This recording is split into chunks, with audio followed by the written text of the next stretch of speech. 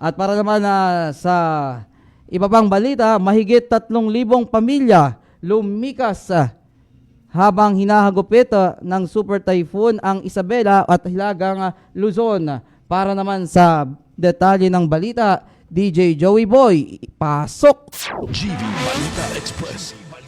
Mahigit 3,400 pamilya o katumbas ng mahigit 10,000 individual ang lumikas sa iba't ibang bayan ng Isabela habang patuloy ang malalakas na pag-ulan at hanging dulot ng Super Typhoon Uwan. Ayon yan sa Provincial Social Welfare and Development Office o PSWDO.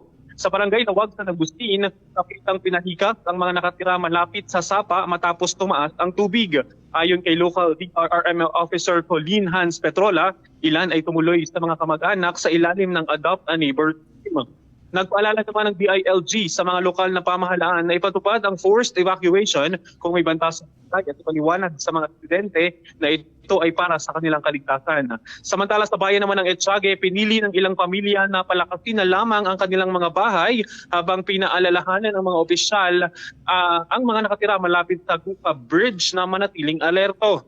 Ayon sa NIA Maris, 3 gate ng Magat Dam ang kabukas pa rin para sa preemptive water release.